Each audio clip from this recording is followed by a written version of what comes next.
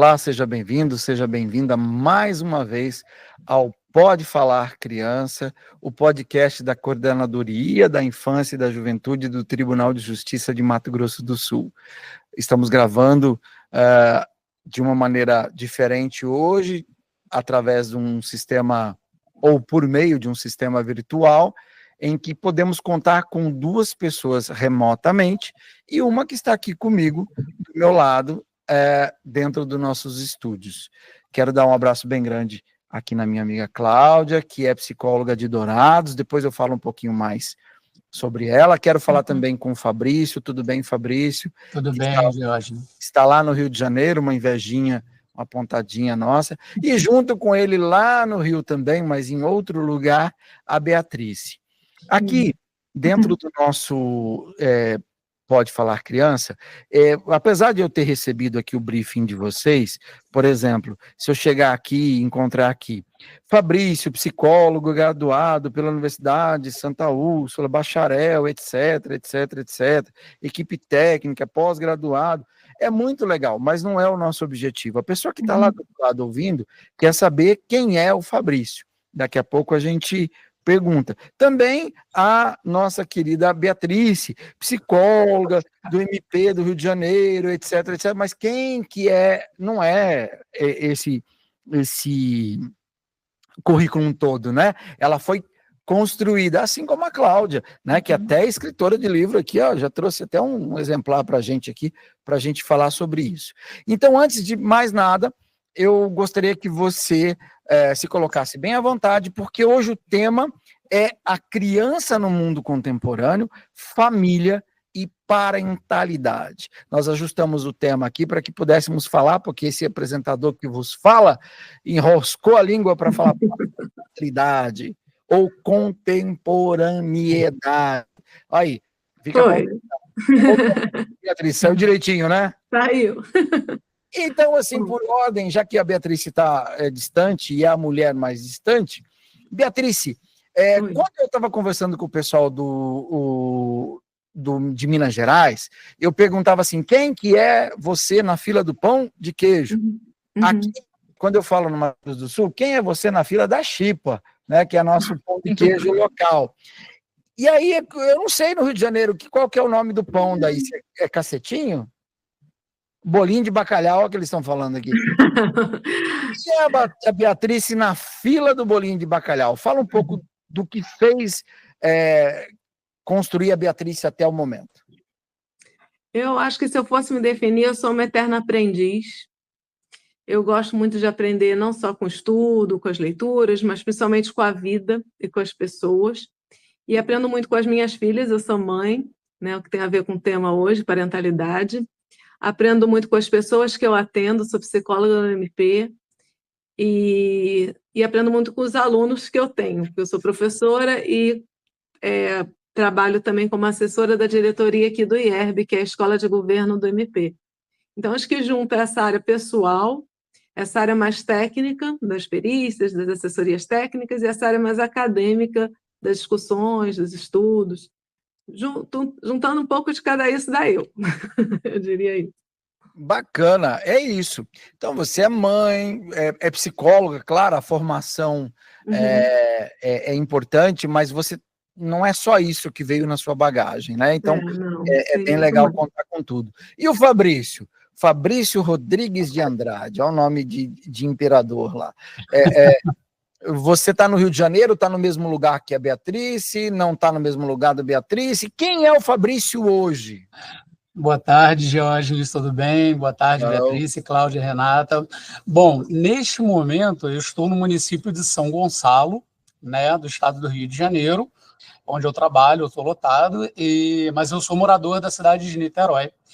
E eu vou adaptar quem é você na fila do pão, aqui eu vou dizer quem é você na fila do italiano, porque tem uma competição muito acirrada do niteroense com o carioca, que aqui nós chamamos italiano, no Rio se fala joelho. Então, quem é você na fila do italiano?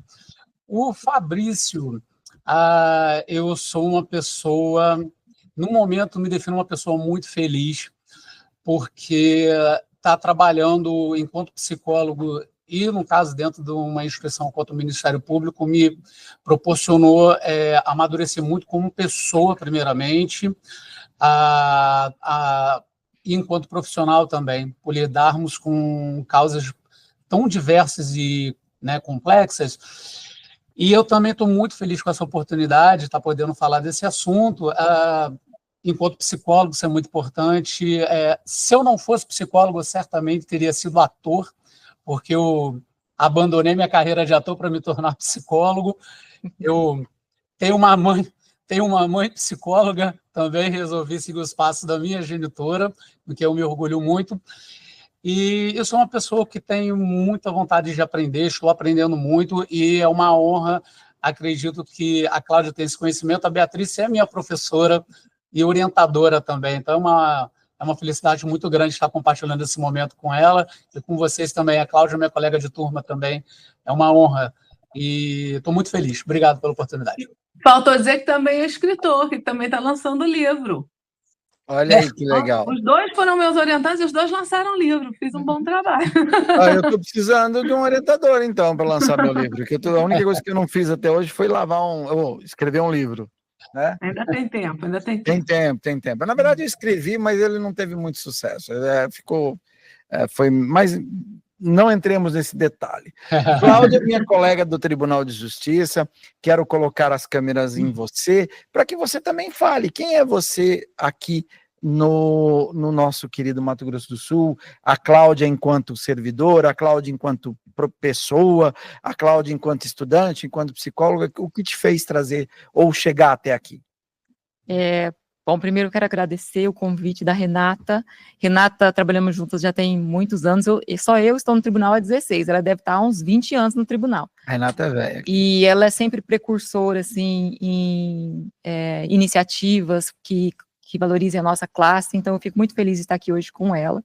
E também com você, Diógenes, que é uma pessoa que eu já acompanho pelas redes sociais, e também sempre que eu vou nos eventos de adoção, te vejo lá bastante ativo nessa parte. Para mim é um prazer muito grande estar aqui com vocês.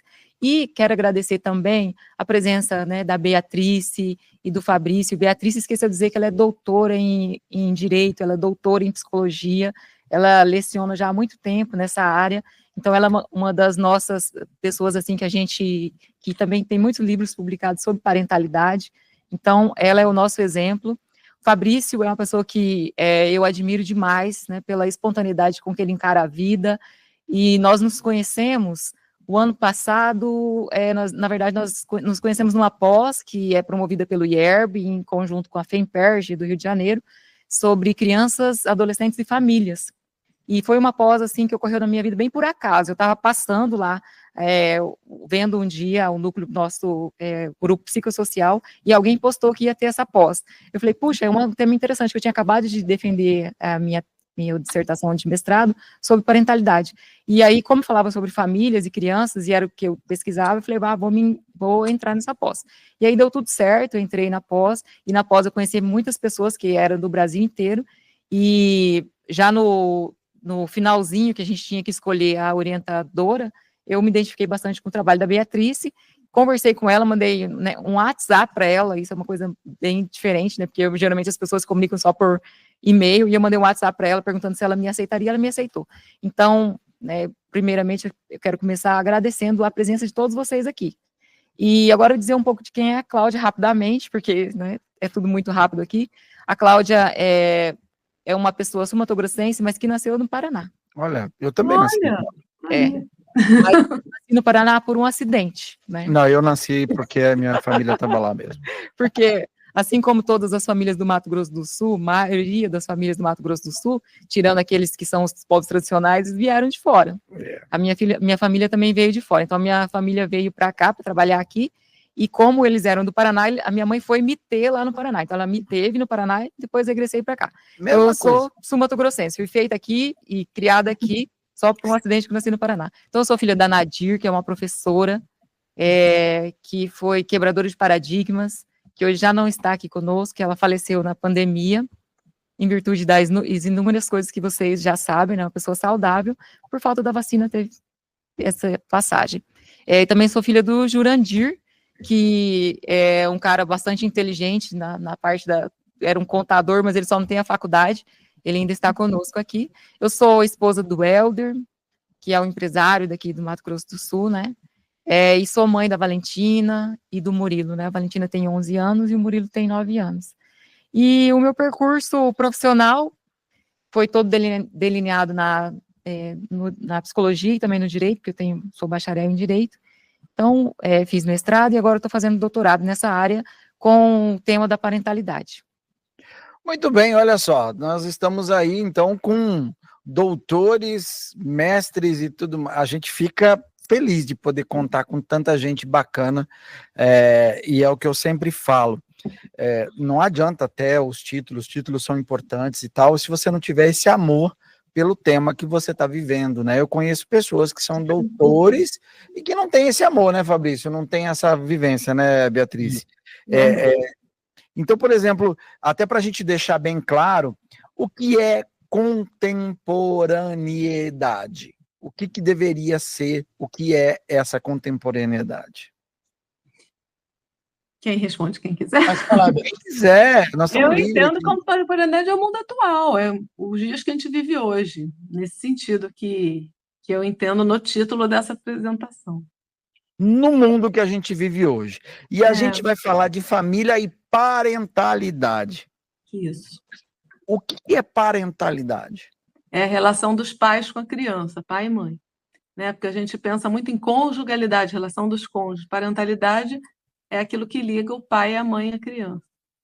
E aí a gente pode dizer que seriam os pais com as crianças, seriam as mães com as crianças, duas mães, dois pais, não tem a configuração.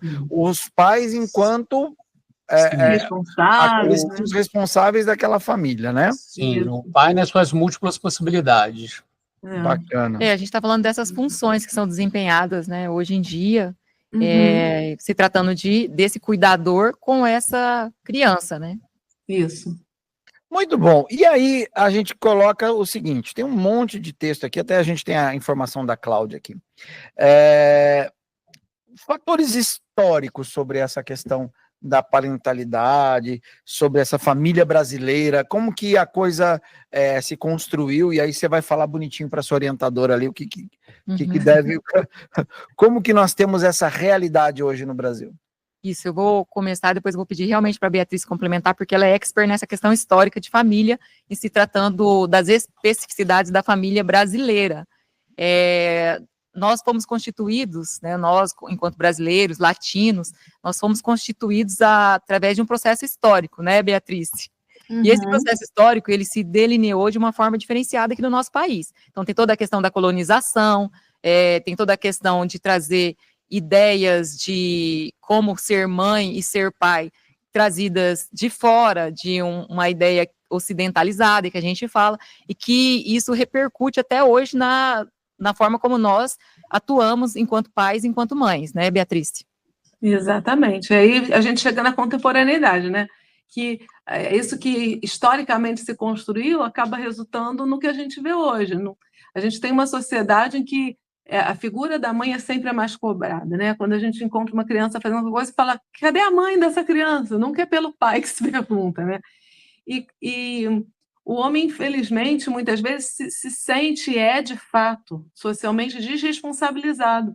Ele acha que a função dele é prover, porque durante muito tempo foi mesmo a única função, e que fazendo isso ele já é um pai maravilhoso, ele não precisa se envolver com as outras necessidades que a criança tem, os outros cuidados, os outros afetos, ele não precisa acompanhar o desempenho dele na escola, não precisa nem saber em que ano o filho está na escola, quem é a professora, ele não precisa levar no médico para consulta, para tomar vacina, enfim.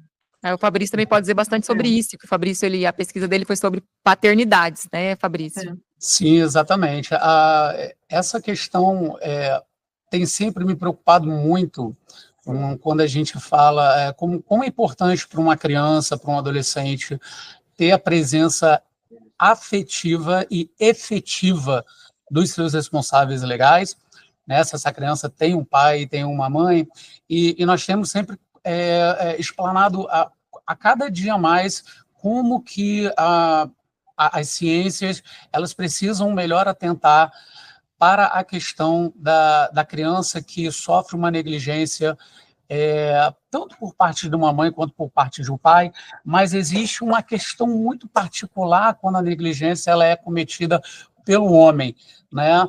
Porque nós vemos, né, desde da colonização, onde sempre era atribuído para a mulher, e ainda continua em muitas esferas da nossa sociedade, vamos falar aqui do Brasil, a mulher ainda continua sendo determinada socialmente, inclusive por próprias mulheres, de ser a única responsável pelos cuidados básicos de uma criança, pelo seu processo de educação.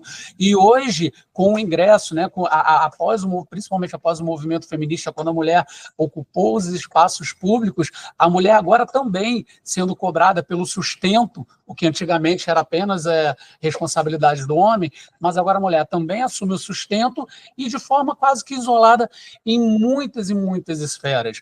É óbvio, é importante a gente frisar aqui que, e graças a Deus, nós temos muitos homens, sim, que são muito bons pais, que são presentes, mas ainda é muito marcante as estatísticas de crianças e adolescentes que são negligenciados, abandonados pelos seus pais, e que essa negligência ela é fomentada, estimulada pelo conteúdo de machismo, né?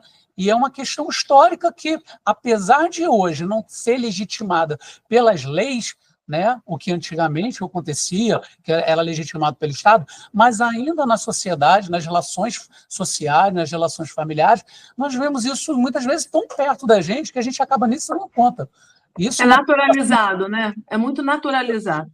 O pai não registrar o filho, ou mesmo aquele que registra. Tem um grupo de WhatsApp da escola da criança e só tá as mães, não tem pai lá. É naturalizado esse não envolvimento do pai. Sim, e quando se envolve, está ajudando, né? A ajuda que o pai dá na mãe é sempre uma ajuda.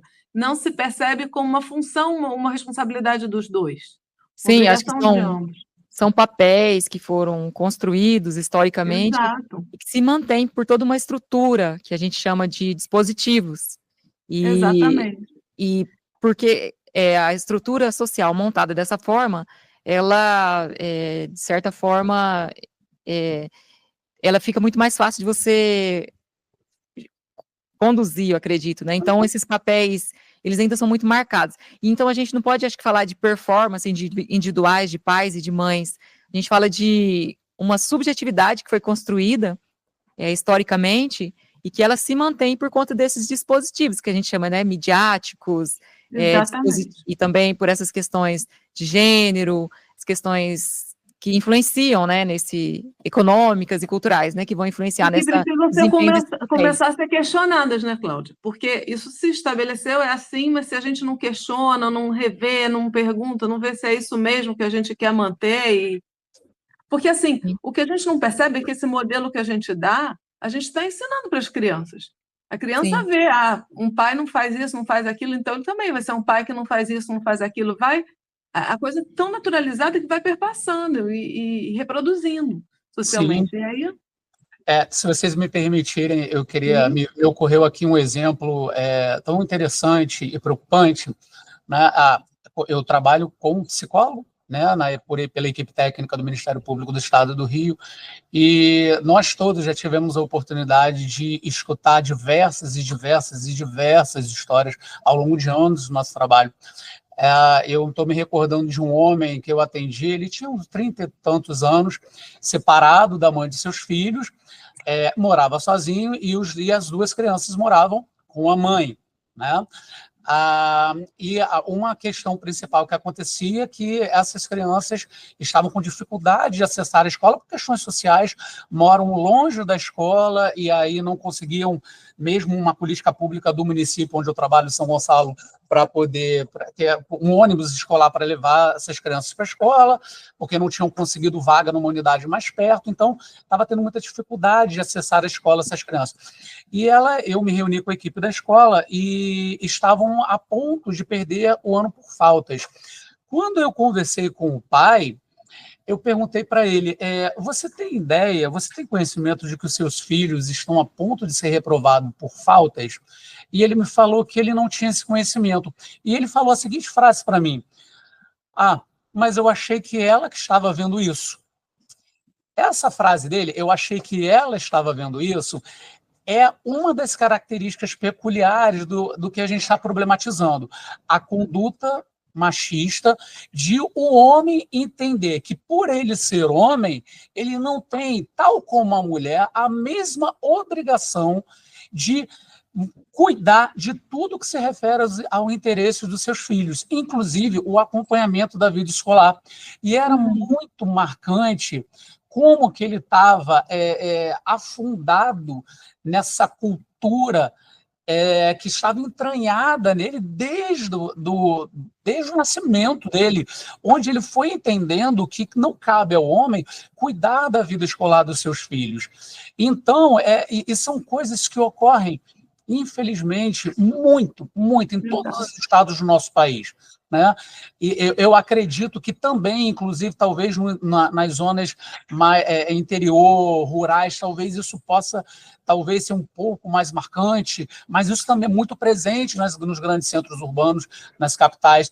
E essa é uma característica ainda muito comum, porque quando nós vamos na escola, a Beatriz falou aí do grupo de WhatsApp na escola, quando você pergunta a uma equipe escolar, uma diretora, uma orientadora pedagógica, quem é o responsável escolar por aquele aluno, usualmente vão falar que é a mãe. Sendo que aquele aluno tem um pai. Por que o pai ele não é chamado para poder cuidar, arcar com as responsabilidades no monitoramento do desenvolvimento pedagógico do seu filho? Isso é uma questão muito triste. Eu digo até mais do que chamado, porque na escola das minhas filhas tem pais até muito participativos. Então, assim que a gente entrou nessa unidade, né, mudou a unidade, né, do infantil Ocorri-Ipanema, depois foi para Laranjeiras, fez um novo grupo de WhatsApp com um grupo novo e todos se colocaram lá seus contatos, mas foram tirados. Botaram só as mães. Aí eles falaram assim, mas eu queria estar no... Quer dizer, às vezes o pai até quis, teve a iniciativa, mas é uma coisa tão cultural, um ranço tal, que exclui, ignora e permanece sua mãe. Então a gente promove, mesmo quando o homem quer. E por isso que eu digo que essa cultura, essa visão, essa dicotomia que a gente tem sobre o pai, porque ao mesmo tempo mostram os estudos, mostram as pesquisas, mostram as leis, o quanto são importantes, ao mesmo tempo a gente tem uma situação que ajuda tanto na negligência, no não registro, no não reconhecimento, quanto na alienação. Facilita muito a alienação de um pai, porque ele acaba sendo socialmente desvalorizado, apesar de toda a valorização, entendeu? Uma coisa muito esquizofrênica, assim, muito dúbia. E aí, deixa eu aproveitar e fazer uma das perguntas aqui, porque tem 4.352 perguntas que eles colocaram num papelzinho aqui para mim, e uma delas é, por que, então, mesmo com tanto avanço de leis, a sociedade, ainda é socialmente aceitável que muitos pais se ausentem dessa vida cotidiana? Tem a ver com essa cultura patriarcal que nós vivemos? Sim, total. E de quem que é o papel de desmistificar isso? Todos nós, de todos nós, em cada lugar da sociedade. É da própria pessoa exercendo sua paternidade, é da mãe exigindo a participação do pai, é da justiça que quando chega o caso lá não pode botar só como filho da mãe, tem que exigir que o pai se envolva realmente em tudo que diz respeito à criança, não apenas o pagamento da pensão, é da escola que tem que chamar todo mundo, é do médico, é de nós todos como sociedade, é uma coisa que a gente vai mudar como formiguinha, porque é gelo, né? Mas aí eu vou dar uma de advogado do outro lado lá. Eu vou perguntar assim, na nossa legislação, até eu esqueço, até que eu estou com a Cláudia aqui, a gente está com uma situação em que a licença paternidade continua 7 dias, 8 dias, 9 dias, 5 dias. 5 dias. 5 dias. É uma das coisas que a gente combate também, é um absurdo. Então ele tem que viver a vida do filho, mas desde o começo ele não é o responsável. Não, é sua mãe, ela que pariu, ela que vai cuidar. Essa visão social é totalmente equivocada. O pai devia ter uma licença, em outros países existe a licença parentalidade, que eles têm X dias, que vai variar de país para país, para ser dividido por eles como quiserem. Então, de repente, a mãe tira 60, depois ele tira 60 enquanto ela volta para o trabalho. É uma coisa que é uma evolução, mas para ter essa evolução tem que mudar a visão que se tem sobre paternidade e maternidade. Né? Hoje, e, infelizmente... Só complementando, hoje eu estou vindo para Campo Grande para fazer o doutorado e eu estou usando aquele aplicativo que chama BlaBlaCar. Não é para fazer merchan do BlaBlaCar. Não, eu não conheço. O que é, para que serve? É tipo um Uber interurbano. Assim. Você se inscreve lá e você oferece carona, daí as pessoas... Entendi. Né, ou você pega carona. E tem sido uma experiência fantástica, porque tem sido verdadeiras rodas de conversa durante a viagem. Eu imagino. E aí, dessa última vez mesmo, hoje, né, que a gente sai bem cedinho, sai 3h30 da manhã de Dourados para chegar aqui, porque a aula começa às 7h30, e hoje eu dei carona para 2 médicos cubanos e uma doutoranda da Fiocruz, que veio para cá. E aí, esse médico cubano, falando sobre essa questão da licença paternidade, ele contando como que é a realidade lá de Cuba. Não que nós tenhamos que absorver ou comprar uma ideia pronta, né? Nós temos que construir nossas próprias, acredito aqui, realidades, nossas ideias, né? O que vai funcionar para nós. Mas ele falou que lá a licença maternidade é de 1 ano e 3 meses. E que a saúde deles não vai pelo viés da remediação. Tanto é que Cuba tem umas das melhores condições de saúde. A gente ouve assim, né? vários relatos, mas ele disse que eles são na parte da prevenção. Não, eu falo que a saúde lá, ela é vista como algo que tem que começar desde em ações preventivas, para não depois atuar apenas na remediação. Bom, é só um dado, né, assim, troca culturalmente falando. Mas com relação sobre esse assunto do exercício da paternidade, eu penso que, como a Beatriz falou, é um assunto que a gente precisa conversar. Estar aqui nesse podcast para a gente problematizar a questão da participação do pai na infância dessa criança, usando como exemplo da escola, são coisas que precisam ser faladas. A gente precisa levar para a sociedade.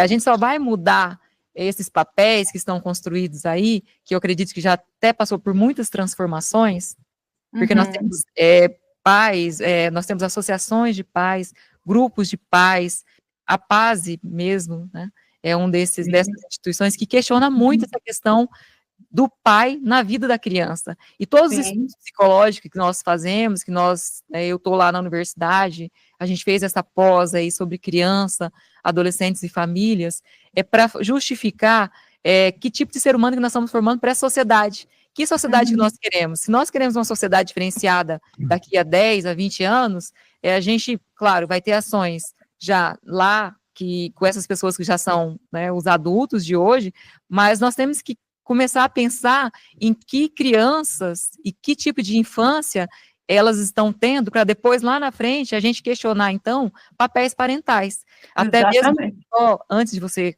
falar, Diógenes, esses dias, né, eu e o Fabrício estávamos numa discussão bem grande no Instagram. O Fabrício até levantou a mão ali, ó. Ele falou, quer falar? Fabrício, interrompe, cara. Não, pode deixar a Cláudia terminar, que já está tudo prontinho aqui depois, vou falar. Só vou dar a dica, então, para inserir o Fabrício, que eu coloquei lá que eu passei por uma situação no fórum, e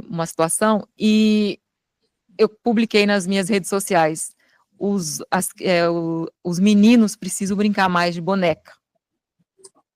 Pode ir, Fabrício, agora é com você. Sim, exatamente. Essa sua frase, da qual eu parabenizei você, porque eu efetivamente entendi o que você quis dizer. Eu acho, até aproveitando o ensejo, através da brincadeira de boneca, eu até conversei com alguns colegas meus aqui, alguns colegas homens, e eles também não conseguiam entender. Você vê, quando, no caso, uma menina está brincando de boneca, ela está cuidando. Ela está tendo uma brincadeira com a expressão do afeto dela de cuidar.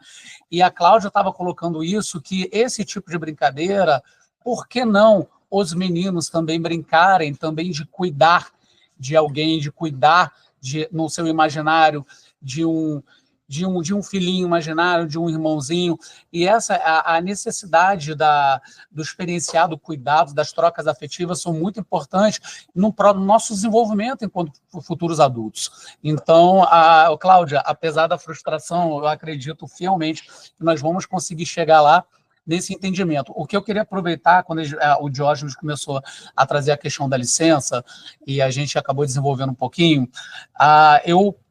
como foi colocado, né, eu estou, na pesquisa que eu estava fazendo para o meu livro, eu fui pesquisar essa questão da licença paternidade, e algo que eu não tinha conhecimento. Gente, olha só que interessante.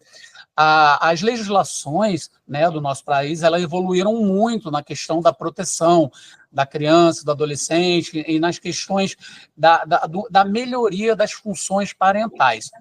A nossa Constituição, né, que é do ano de 1988, ela tem uma parte lá, agora o artigo eu não vou me recordar, mas a Constituição Federal do nosso país, ela fala sobre a necessidade e a importância de proteção à maternidade. E dentro dessa demanda de proteção à paternidade, foi-se colocada a importância de que a mulher possa ter uma licença, né, que hoje, pelas normas da CLT, das consolidações da Lei do Trabalho, são de 120 dias, né, mas depois a mulher acho que pode conseguir prorrogar também, talvez com um período de aleitamento, mas a Constituição do nosso país, ela fala sobre proteção à maternidade.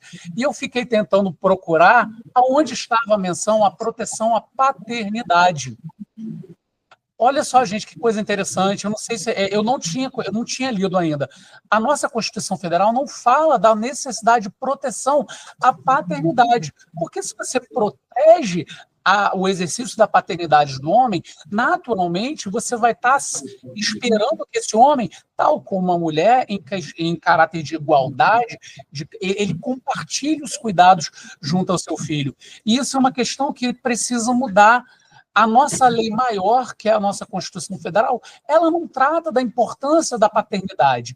Então, justamente por isso, acaba não propiciando que esse homem possa assumir com melhores condições o exercício das demandas de cuidado dos seus filhos. E aí eu vou até antes, quando a gente fala de prevenção da gravidez precoce, que está bem no seu trabalho também, né? Quando tem política pública pensando na prevenção da gravidez.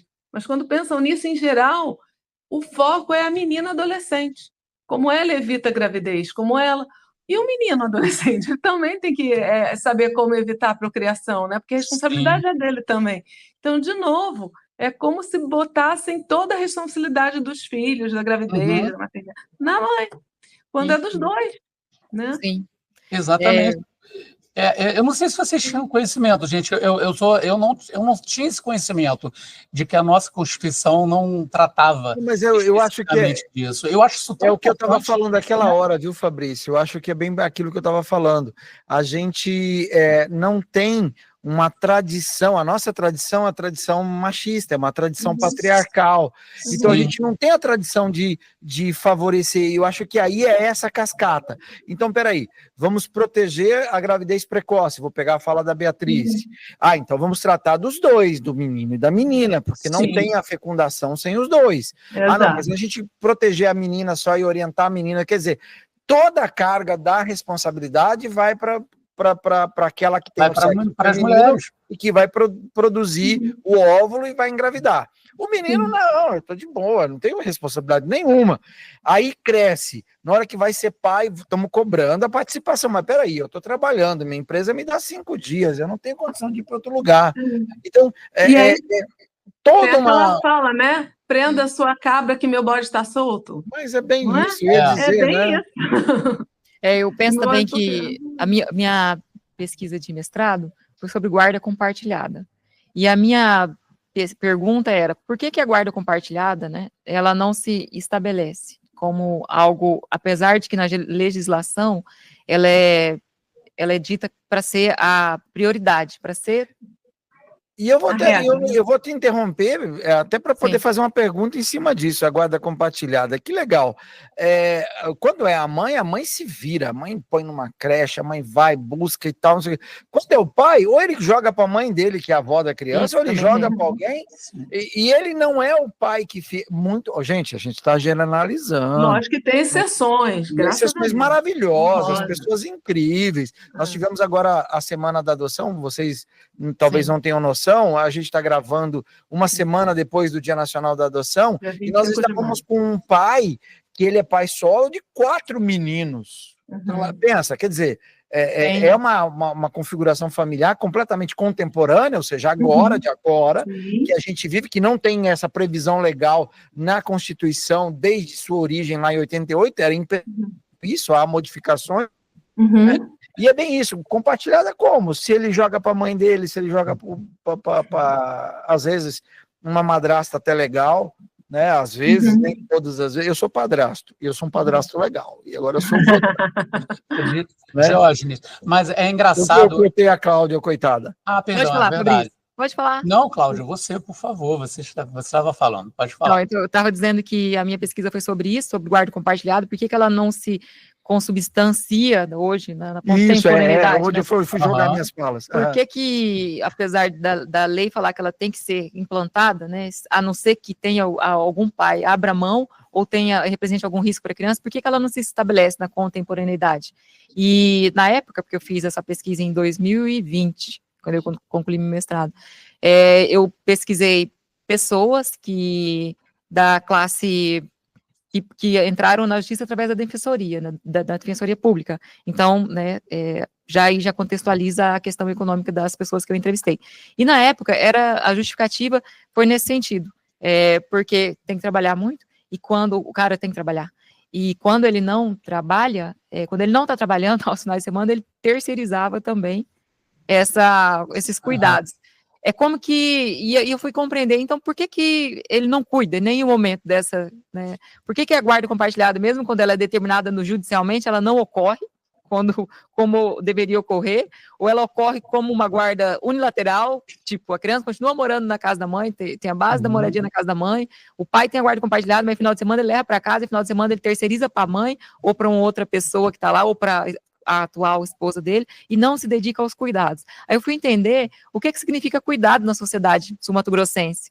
O que é cuidado? O cuidado aqui, você cuidar de uma outra pessoa, como a gente falou na questão dos meninos que precisavam brincar de boneca, equivale muito a você deixar de ser o macho que você tem que ser. E aí você tem... Era isso aí que eu ia falar. Você tem toda a dificuldade, né, Fabrício, que é a questão de que você tem a tradição, o homem não tem esse papel, você não tem o desenvolvimento dessa atualidade, e tem essa questão de quebrar a macheza, né? Exatamente, é tão interessante, assim, a partir do momento que a gente vai se permitindo estudar, né, e vamos desabrochando o nosso conhecimento, e com isso nós vamos amadurecendo enquanto pessoas e profissionais. Eu tenho percebido tanto essa preocupação do homem, parece que ele está vindicando, abrindo mão da sua masculinidade, porque ele associa que dar afeto, cuidar, é uma coisa necessariamente atribulada ao feminino, né? Mas então também tem uma raiz histórica, né? Porque historicamente o pai não podia pegar um filho no colo, sentar para brincar com uma criança, era mal visto, era visto torto, era uma coisa assim feminina. Então, ele foi durante muito tempo alijado disso, aí de repente a gente cobra ele disso. Também tem essa questão da tradição mesmo, Beatriz. Me proibiam, e agora estão me exigindo. É a questão dos sentidos, né, que determinadas coisas tomam e que acabam formando que a gente fala subjetividade, mas eu tinha um professor do mestrado que falava que era uma nós-jetividade. Todo mundo pensa nessa sociedade aqui e acaba absorvendo e criando uma subjetividade que é meio que coletiva. Então ele chama de nós-jetividade. E isso não é por conta do homem, não é porque ele é mau, né? Não é por causa que o pai, é porque ele só está respondendo e reproduzindo essas questões históricas. E acredito que até mesmo esse podcast, ele é perigoso. Agora complicou, né? Houve um silêncio aqui. Ele é perigoso. Eu fico pensando assim, né? Quem que vai assistir, como que vão interpretar? essas nossas colocações. Mas o objetivo desse podcast é nós estarmos abertos a receber todas as interpretações possíveis, né? Eu não ficaria surpreso com as interpretações, vamos dizer assim, no caráter negativo, porque elas refletem a realidade. Né? Engraçado, porque, se vocês me permitirem, o meu irmão mais novo, isso para mim é uma coisa que me ajudou muito. Inclusive, até eu escrevi o meu trabalho de conclusão de curso, os artigos que eu escrevi com Beatriz, que eu espero continuar escrevendo, o meu livro também que eu escrevi. Eu tive a felicidade de observar o meu irmão mais novo, o Guilherme, com 38 anos, hoje o filhinho dele, o João Guilherme, está com 2, vendo um homem assumindo todas aquelas funções que socioculturalmente a nossa história aponta que eram unicamente determinadas às mulheres. Eu posso me atrever a dizer a vocês que a única coisa que o meu irmão não pôde fazer foi amamentar o filho, porque ele não tinha como produzir o leite. Agora, desde segurar o bebê recém-nascido, dar banho, trocar a fralda, limpar, trocar o xixi, trocar o cocô, acompanhar as consultas pediátricas, ir na aula de música, os primeiros dias na escola, eu tive a oportunidade de ver o meu irmão heterossexual com seu filho com a sua masculinidade íntegra, preservada e cuidando com afeto do seu filho. E foi uma oportunidade muito legal, sabe? Eu vou dizer assim que eu tive uma sorte de eu estar vendo o meu irmão mais novo exercendo todos esses cuidados. E é uma coisa muito bonita, porque quão sortudo e felizardo é o meu sobrinho. Exato. Ele vê como que o pai dele está, juntamente com a mãe, assumindo todos esses cuidados. E aí eu vou interromper vocês todos agora, porque essa discussão é realmente fantástica. Meu genro, graças a Deus, faz esse papel também lindamente. A minha neta tem 3 anos, uma das minhas netas, e ela tem essa figura paterna fantástica que faz tudo para ela, realmente só não dá o de mamar, que agora, inclusive, dá porque faz a mamadeira para ela. Mas eu queria aproveitar e perguntar o seguinte: vocês escreveram um artigo, vocês dois, né, o Fabrício e a Beatriz, que foi publicado ali na revista do Bidefan, tá ali também, Famílias e Sucessões, Bidefan, um instituto fantástico, né? Muita coisa importante, olha lá, ele tá todo tecnológico. Vamos colocar aqui, ó. Mostra, eu vou colocar o livro aqui da Cláudia também. Foca aqui, foca em mim. Né? Vamos colocar o livro da Cláudia aqui também, bacana. É que o nosso cenário aqui não é um cenário limpo. A hora que coloca aqui, ele meio que fica perdidinho. Mas depois a gente mostra mais pertinho da câmera. E eu também, na edição, vou colocar também a fotinha dele, para ficar bacana. Eu quero perguntar, e quais são os efeitos emocionais e psicológicos, porque aí é onde a gente vai entrar na seara de vocês, dessa ausência da figura paterna. E aí é onde a gente vai ter uma briga muito grande, porque existem as famílias que são mães solos, nós temos as mães homoafetivas que tem lá 2 mães e tal, e a gente está falando de uma figura paterna. Isso vai dar um problemão aqui na conversa. Não dá nenhum, para você ter uma ideia. Então vamos lá. Dá não. Deixa eu só esclarecer uma coisa. Minha família é homoafetiva. Eu tenho uma companheira e minhas 2 filhas têm 2 mães. Olha que legal. Uma coisa não tem nada a ver com a outra. O que a gente precisa entender é que toda criança precisa que os responsáveis por ela, aquelas pessoas que foram envolvidas na sua concepção, pode ser 2 mães, um pai, uma mãe, 2 pais, isso, estejam participantes e façam parte da vida dela de fato. Não só um nome no papel, entendeu? Então, eu acho que eu valorizar a figura paterna, em momento nenhum desvaloriza a minha família como afetiva, porque é uma família diferente. Sim, eu estou falando de uma outra configuração. Aquela criança que tem o pai, tem sim que se envolver com o pai, ter o pai presente. E, assim como a minha filha vai querer ter as 2 mães presentes e participando da vida dela. E aí é onde que eu estava querendo chegar com essa minha discussão do advogado do outro lado. Não, quando a gente fala da paternidade, ou da parentalidade, a gente está falando de um pai presente, o pai presente, que é o pai que ele realmente tem todos esses problemas hoje, porque a mãe, só que também aí a gente vai entrar numa outra seara, porque quando tem 2 mães, uma tem a licença maternidade, a outra não, né? Há uma dificuldade na legislação brasileira de aceitar que as 2 mães tenham a mesma licença maternidade, mas enfim, a gente não está querendo colocar que é a figura masculina em si, mas são essas pessoas que têm a responsabilidade, têm que estar presente. Sim, aqui a gente está falando mais do pai, porque, por exemplo, no caso das duas mães, as duas têm uma cultura feminina, então as duas E aí é mais fácil, né? envolvidas no cuidar, as duas, sim, é outra dinâmica, né? O pai tem, em geral, maior dificuldade de se perceber nessa função também. É por isso que a gente está focando o pai. Mas não quer dizer que não tenham pais, como você disse, maravilhosos. Meu pai, que era de outra geração, já foi um pai que super se envolveu na minha criação, ele foi super participativo. Mas não é uma coisa normal na geração dele. E a gente vai vendo isso.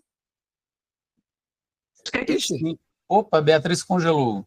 Congelou, Beatriz congelou. E aí é onde eu pergunto, enquanto ela volta, oi, Beatriz, voltou. Não, pode seguir, eu terminei. E essa ausência, então, qual que é a consequência dessa ausência dessa pessoa que deveria estar e não está? Ela está muito preocupada na correria, né? Aí fica a pergunta para vocês três. Inclusive, eu não sei nem por que eu estou aqui. Vocês três são fantásticos. Entende assim, uma coisa é essa pessoa não existir. Numa configuração como a da minha família, minhas filhas não têm essa figura. Está congelando um pouquinho. A coisa é existir essa pessoa e não está ali. Então, é essa ausência presente. Ou aquela ausência ausente mesmo, que nem registrou, que nem assumiu, nem compareceu, ou aquele que está ali com o nome, até mora na mesma casa, mas não se envolve, não cria vínculo, não participa da vida da filha. Eu vou complementar, Beatriz, dizendo, o livro que eu escrevi, na verdade, eu falei que é um livro infantil, na pós, né? Na verdade, eu vou dizer que esse aqui, na pós-graduação, a gente tem que produzir um trabalho final. Ou um projeto que fosse viável para ser implantado onde nós estávamos, por conta já desse compromisso do estudo, do acadêmico, está relacionado com o social. E aí, na época, eu falei, gente, o que eu vou fazer? Aí, eu sempre faço, na área da literatura, eu já tenho um dedinho. Eu falei, eu vou fazer um livro, não é o primeiro que eu fiz, né?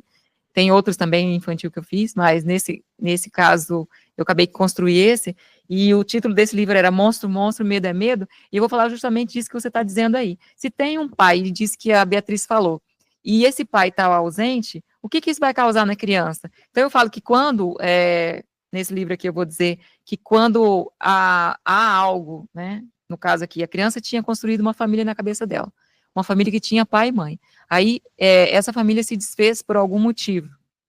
E não que seja ruim, porque tem muitas situações que é até um alívio, quando isso ocorre. O divórcio, ele é uma lei de 77, bem recente, mas ele também foi, digamos assim, como uma conquista dos movimentos sociais, por N motivos. Mas, enfim, quando a família se dissolve, e agora a criança vai ter que... A família não se dissolve, né? Tem uma... IBDFAN tem um pessoal que fala sobre isso, a família não se dissolve com a separação, o que se dissolve é a conjugalidade. O contrato conjugal. A parentalidade, ela vai permanecer, então a família permanece, né? Mas quando isso se desfaz na cabeça da criança, ela vai causar, então, muitas coisas, muitas ideias surgem na cabeça dela. E eu falo, então, que esse atravessamento, que é a separação dos pais, que é atravessamentos que ocorrem na vida de todos nós, temos atravessamentos. Ele vai causar o medo que daí surge, ele vai originar que esse atravessamento ele acaba se tornando muitas vezes um monstro por causa dessa ausência do pai. Então o pai ou a mãe, digamos assim, para de conviver com essa criança, e essa ausência, essa falta, esse buraco, esse vazio, ele vai ficar ali. E nós, seres humanos, nós não lidamos com buracos. A gente sempre preenche com alguma coisa. E a gente utiliza o quê? A nossa subjetividade. E como a criança está numa situação diferente, surgem muitos medos. E esses medos vai fazer com que esses atravessamentos deem origem aos monstros. Então, eu falo aqui no livro, né, que tem bastante monstro aqui, que a minha ilustradora foi fantástica, que os monstros são os atravessamentos que ocorrem na nossa vida. Eles não vêm para nos prejudicar, eles são apenas atravessamentos. Mas o nosso medo daquela situação faz com que a gente dê a eles uma característica de serem nocivos, e eles não são, né? Então, assim, a ausência, o que vai fazer? A ausência vai criar a fantasia de abandono, de desamparo, de desproteção, de que eu não mereço, e isso vai impactar depois na vida adulta dessa criança, né? Pode ter várias formas de tamponar esse vazio também, né? Essa criação de monstros é uma, mas pode se envolver com droga, pode se envolver com desenvolver alguma angústia, ansiedade, alguma coisa, mas um problema mental, né? Sim, eu acho muito importante quando o Diógenes fez até a pergunta sobre da polêmica que pode ter, porque assim, quando a gente fala sobre a questão da ausência paterna, a gente não está dizendo que a única forma de configuração parental que exista é o pai e a mãe. Não, a gente não está colocando nisso, mas a partir do momento que um ser humano, que um sujeito, ele tem, desde o início da sua história, uma mãe e um pai, e esse pai, a sua figura paterna, vai se ausentando ou abandona desde o início ou vai se ausentando ao longo dos seus anos, isso pode desenvolver no ser humano os sentimentos de menos-valia, onde você sempre, esse sujeito, ele vai estar se questionando por que uma das figuras de maior amor que eu tenho nessa vida me abandonou. E muitas das vezes isso replica nas nossas relações sociais e principalmente relações afetivas mais íntimas, porque fica com essa ferida, né? E muitos adultos hoje são adultos abandonados por causa da sua criança abandonada. Né? Então, a gente estava querendo dizer que a presença do pai é muito importante quando essa criança tem um pai, né? Mas existem outras configurações familiares, e quando a gente está falando de afeto, o cuidado, ele não está vinculado necessariamente, não está, na verdade, vinculado à anatomia dos nossos corpos, não é vinculado à questão de gênero. O afeto vem na nossa condição humana. Então, a gente pode sim, como Beatriz tem a sua companheira e cuidando das suas filhas, temos uma mãe solo, ou desde então um pai solo, então existem outras configurações, mas quando aquele sujeito, ele de fato ele tem um pai, ele foi abandonado, você ser abandonado pela sua figura de cuidado, aquele que deveria estar te protegendo, te garantindo todas as possibilidades, as melhores oportunidades para você se desenvolver, e você é negligenciado, abandonado, isso deixa um machucado muito grande na alma das pessoas. E o ser humano acaba carregando isso para a sua vida. Eu tenho uma frase que eu escutei de uma pessoa muito próxima a mim, onde ela falou: o meu pai praticamente me abortou. E isso é uma frase tão forte, e ela já é adulta. Essa frase foi incrível. É uma frase muito, muito marcante. O meu pai praticamente me abortou. Inclusive, né, tem um artista, um rapper, se eu não me engano, se chama Djonga, onde uma das canções que ele compôs, ele falou disso, que o Brasil é um país que é onde o homem que aborta mais. Né, os homens abortando seus filhos através do descuido, do abandono, da negligência. Então, isso é uma realidade ainda muito triste e estruturada pela questão desse machismo, desse pensar, desse sentir essa masculinidade de uma forma inadequada, de uma forma não saudável, né? Onde você não coloca o afeto como integrante da sua masculinidade. Sim. Na verdade, o afeto é uma questão vinculada ao ser humano. Então, quando eu vi essa frase, o meu pai praticamente me abortou, não tem como a gente não deixar de refletir sobre essa frase, quais os significados e significantes que ela traz, né? Sim, e só para complementar você, dizer que a gente questiona esse posicionamento do homem, né? E também da mulher, porque, né, o machismo é uma coisa que está estrutural, então ele não é só relacionado ao homem, está relacionado ao comportamento e atitudes e subjetividade de todos nós que estamos nesse momento histórico aqui.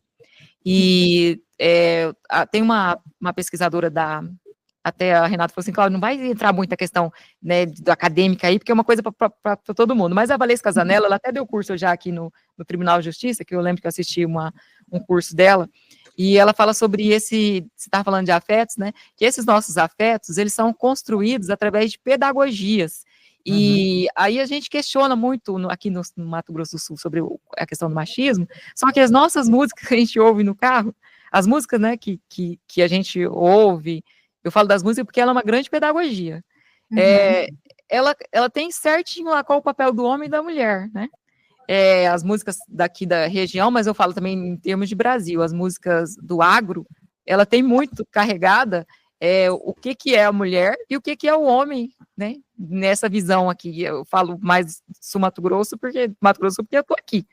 Mas ela fala certinho, né? Que homem que é, né? Que homem que eles querem que seja produzido aqui, diante dessas pedagogias, né? É o homem macho, né? O homem agro, é o homem da bota, do chapéu, da fivela, o homem que tem fazenda, que recebeu herança do avô. Eu falo isso porque eu usei uma música, aquela Yellowstone que tá bombando agora, né?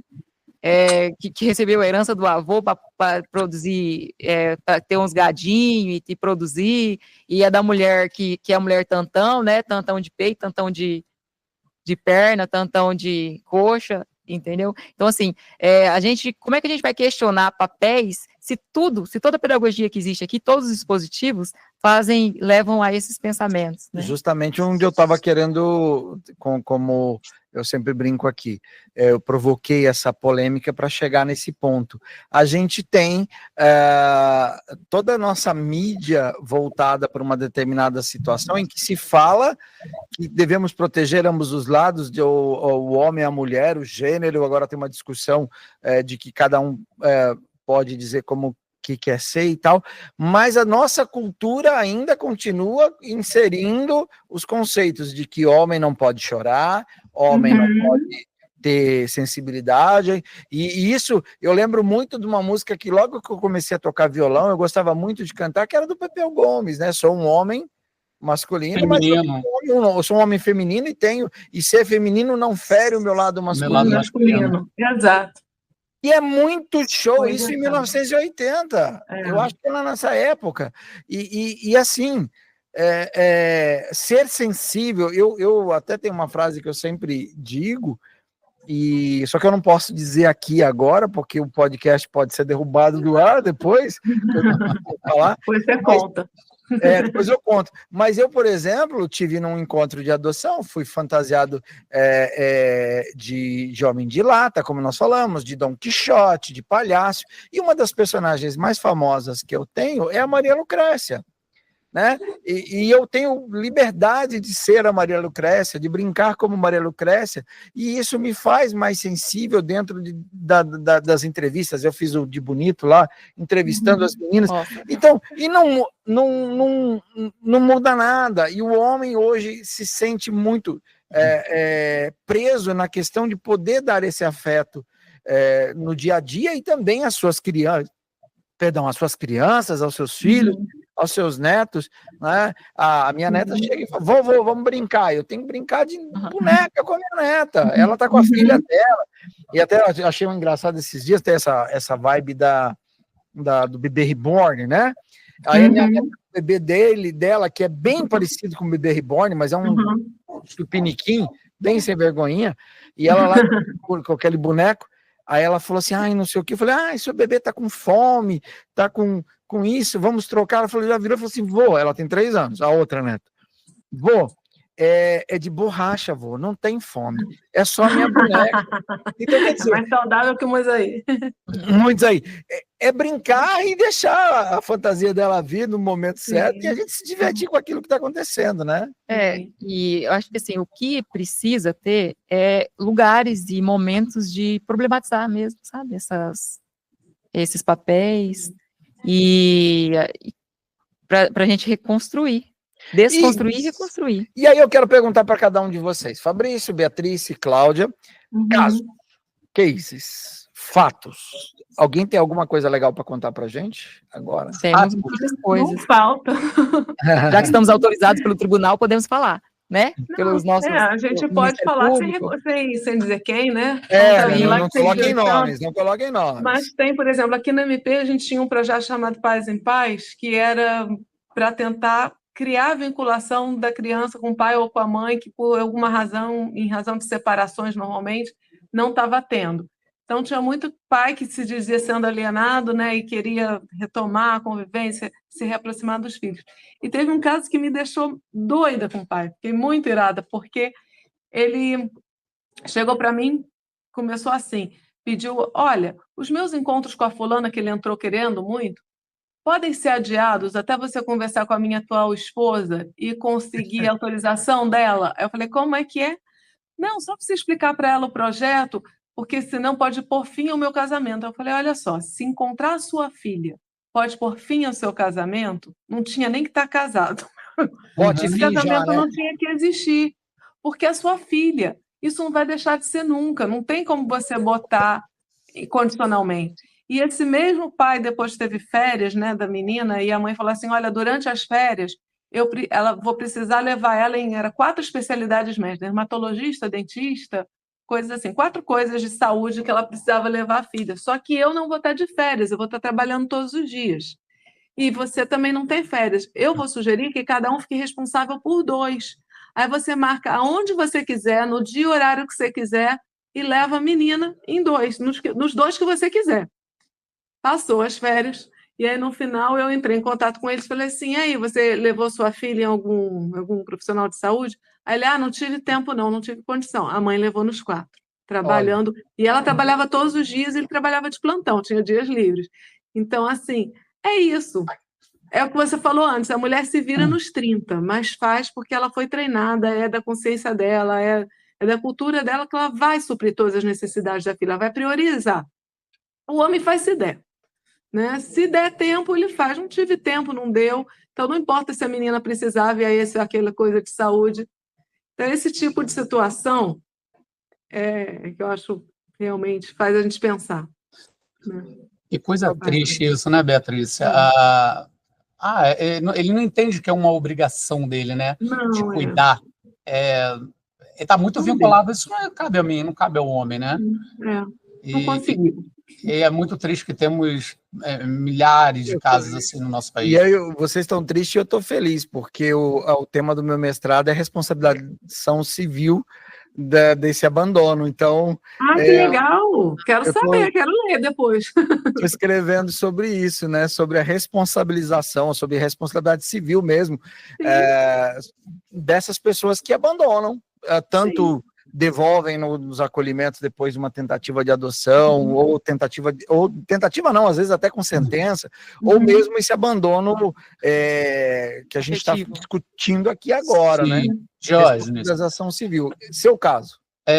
Então, a gente falou uma questão, né, lá no início do podcast sobre a questão da gravidez na adolescência, né? Eu queria até compartilhar que eu me permiti fazer uma pesquisa, trazer dados aí sobre Campo Grande, aí no Mato Grosso, que eu achei bem bacana.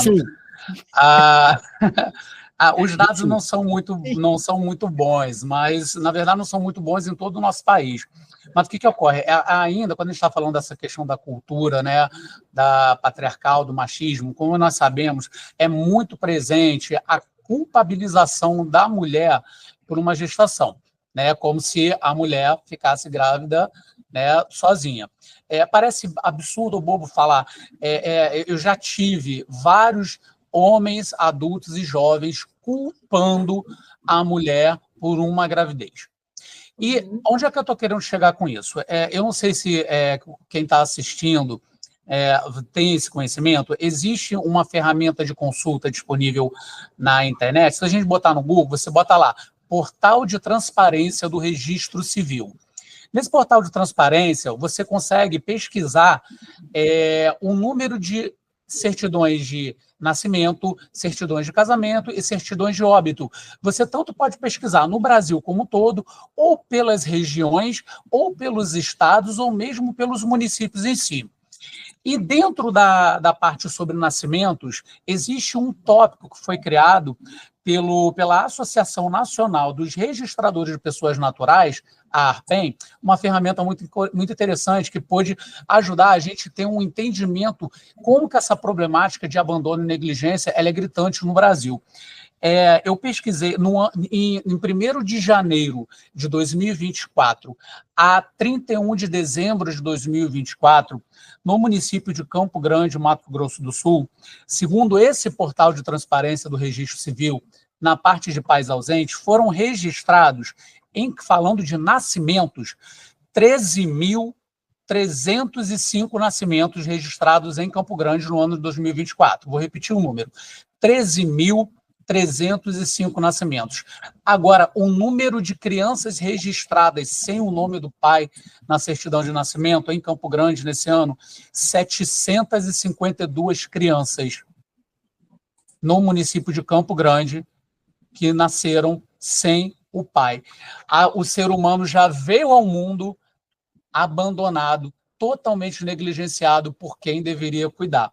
E uma das questões que fomenta, né, que faculta essa questão, é justamente o homem, na sua hipocrisia machista, ele achar que não cabe a ele se responsabilizar por aquele filho, que muitas das vezes ele coloca que é um filho ilegítimo, uma situação que é muito comum, por exemplo, o homem e a mulher tiveram uma relação sexual desprotegida, e aí surgiu essa gestação.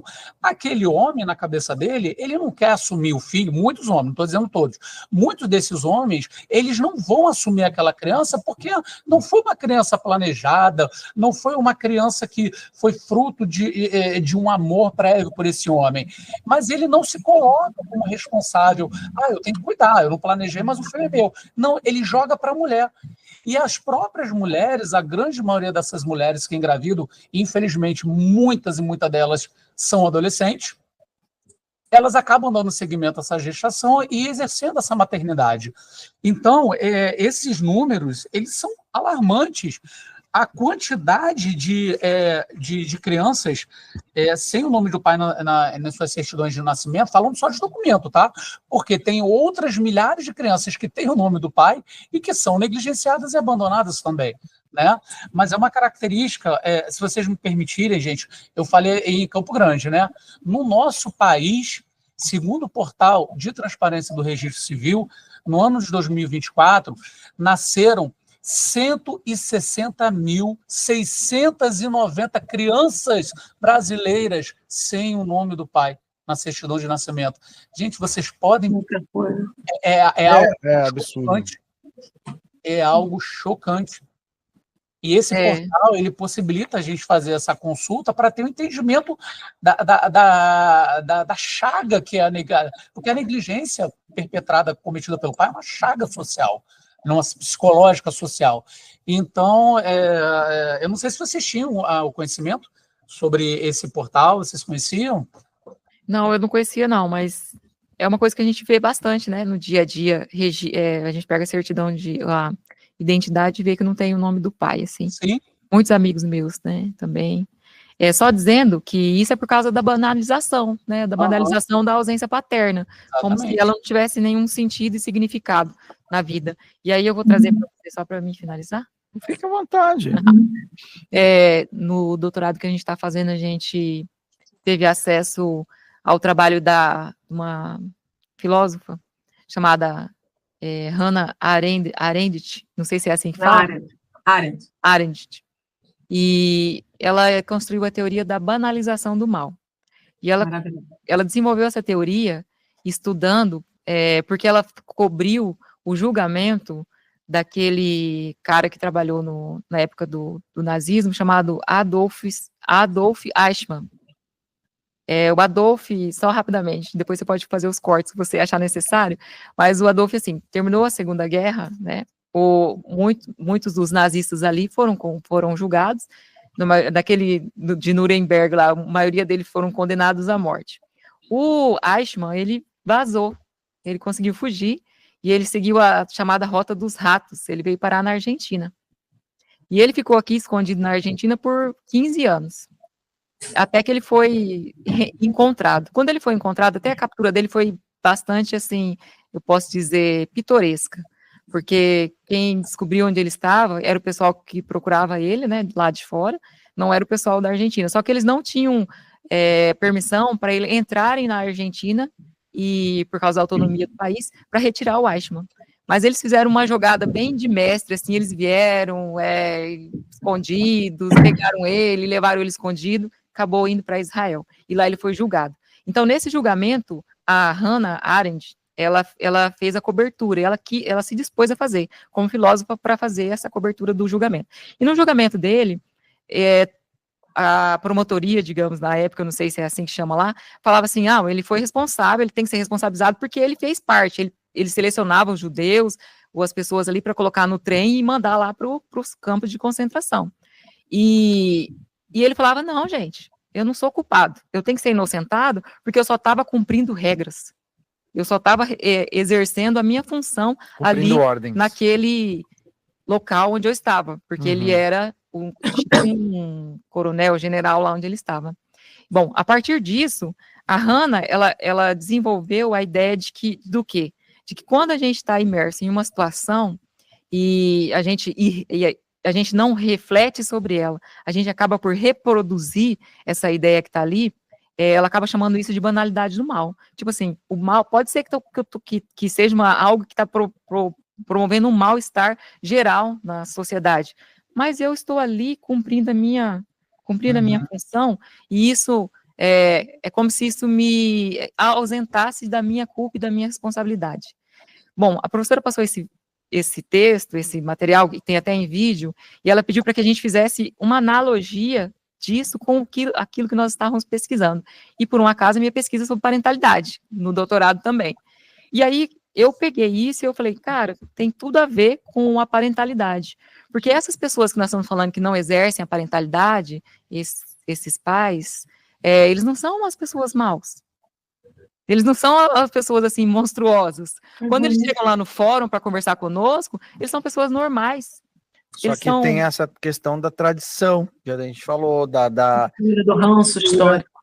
Do histórico. Isso, então, assim, eles acabam reproduzindo essa banalidade do mal, porque causa um mal-estar grandioso na nossa sociedade, causa um mal-estar na criança, porque na cabeça deles, eles só estão, assim, não estão convivendo mais com a criança e está tudo bem. É como se eles só estivessem, não estivessem mais presentes e ausentes ali, e para eles está tudo bem. É como se eles estivessem fazendo parte desse mal-estar, mas como se não fossem realmente, a gente não pode dizer, né, que são culpados, sabe, assim, não tem essa questão do culpado. Eles estão apenas reproduzindo o que comportamento que eles foram ensinados a reproduzir. Social. Então, eu fiz essa analogia. Você dá continuidade a um mal-estar, mas você não tem nem noção daquilo. Então, agora vamos fazer uma rodadinha. Só respondam sim ou não. Começando por Beatriz. Na sua experiência, os pais estão mais conscientes hoje ou ainda tem resistência? Sim ou não? Estão conscientes? Estão mais conscientes. Não dá para dizer que não, né? Sim. Mas ainda tem resistência. Uma coisa não impede a outra. Ok. Fabrício? Na minha experiência, não. Não estão conscientes? Não. Cláudia? É a palavra que todo psicólogo responde, Renata? Talvez. Depende. Depende. Tá difícil de chegar num consenso aqui, mas acho que tem muito mais gente engajada, tem muitos mais pais lutando para serem pais, exercendo a paternidade, tem muitos pais lutando, inclusive na justiça, para terem a guarda, para poderem participar. Então, nesse sentido, tá sim. Agora, tem muita gente que ainda está à margem disso, que ainda não caiu a ficha, que ainda está... E o que você diria para o pai, então, Beatriz, que tem dúvidas sobre esse papel depois de uma separação conjugal, por exemplo, até dentro do tema do artigo de vocês, o que você diria para esse pai? Não abra mão dos seus filhos. Participe de tudo da vida deles que você conseguir. Lute para ficar perto deles, independente do que, não importa, como seja a relação com a mulher, não importa o que você tem que passar por cima, que sacrifícios tem que fazer, mas seja presente, participe da vida deles. Porque no final das contas é isso que fica. Lá no final, são os vínculos que a gente forma com os filhos, com a família, com os amigos, que importam. Então, assim, não desista dos vínculos com seu filho. Exerça esse papel. Fabrício. Eu queria falar de uma maneira um pouco diferente da Beatriz, mas que tem a ver. Existe um programa, uma política pública do governo federal chamada Semana Nacional de Prevenção à Gravidez na Adolescência. Eu queria muito que essa política pública se chamasse Semana Nacional de Prevenção à Paternidade e à Maternidade na Adolescência, onde finalmente o homem pudesse ser envolvido diretamente nessa política pública e não ficar alocando à figura da mulher a responsabilidade pela gravidez, pelos cuidados. A minha mensagem seria isso, que as políticas públicas, juntamente com as leis de proteção da criança e do adolescente que já existem e hoje estão muito mais amadurecidas, é um ganho notório para nós. Estamos observando hoje o Estatuto da Criança e do Adolescente, a Lei da Guarda Compartilhada, o Marco Legal da Primeira Infância e demais legislações, mas que as políticas públicas chamem mais a figura do homem para os cuidados, para que eles possam exercer todo o afeto que eles têm e de quem depende desse afeto, né? Então, assim, eu queria muito que as políticas pudessem ser repensadas, né? Assim, nós somos seres políticos e precisa se mudar nesse campo da esfera política, porque não é sozinho, não são apenas as leis que vão fomentar a erradicação da negligência, são as leis, são as políticas públicas, o repensar dessa cultura, né, que está entranhada em muitos de nós. E, então, seria muito interessante que a política pública modificasse os seus olhares, porque ela certamente seria mais efetiva para combater uma série de mazelas que nós observamos na nossa sociedade. Uma das coisas que eu vejo, antes da Cláudia falar, eu conheço algumas situações aqui, onde nós temos a Secretaria da Mulher, nós temos a Subsecretaria da Mulher, tudo da mulher. Tudo bem que a mulher está precisando ser trazida, né, ao topo para que possa acontecer, a gente precisa investir nisso, mas não tem nada voltado para o homem em si, talvez até para ensinar esse sentimento que você acabou de falar.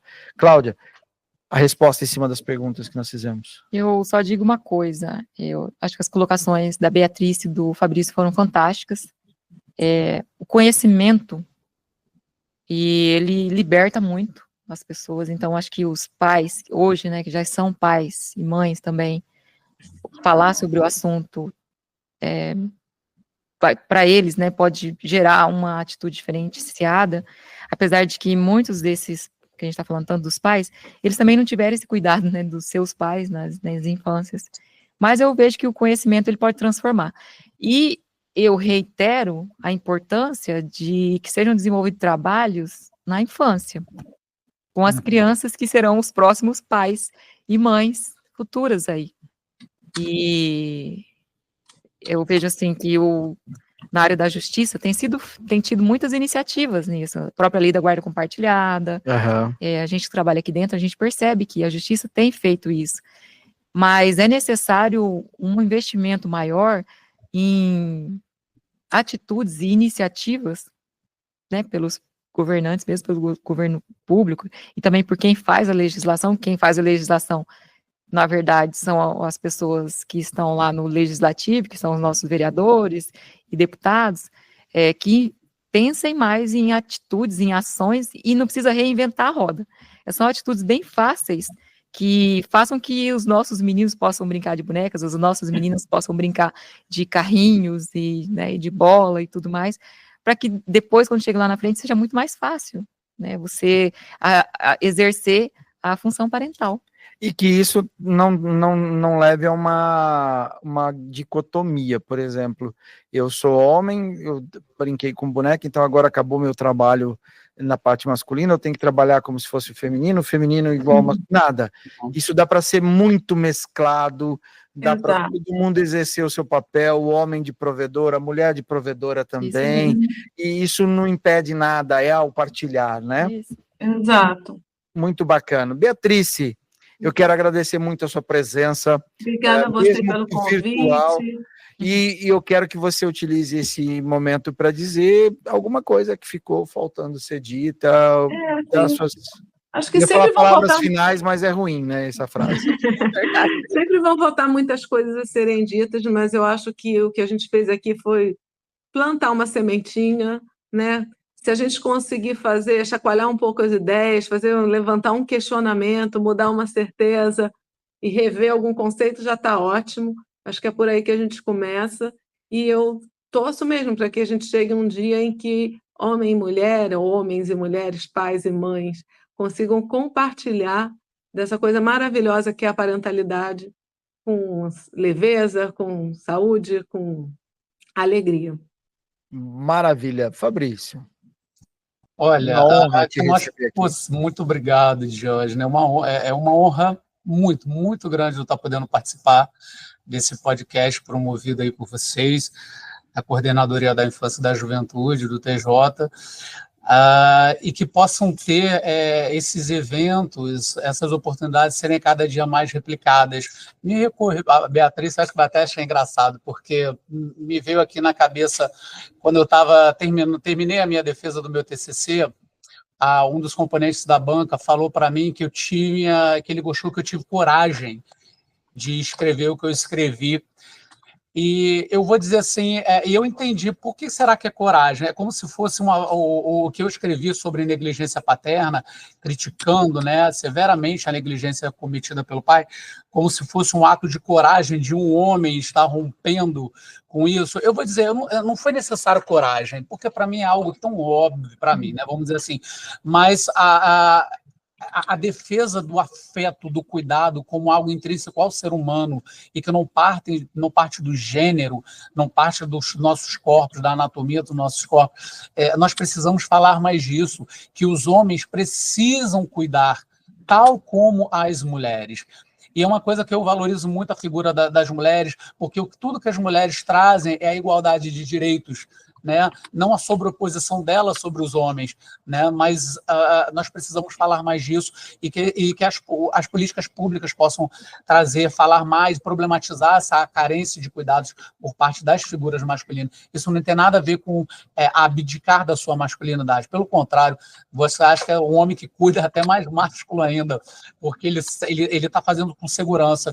E quem está sendo educado e cuidado por esse homem, certamente tem melhores oportunidades de ter um bom desenvolvimento psíquico ao longo da sua vida.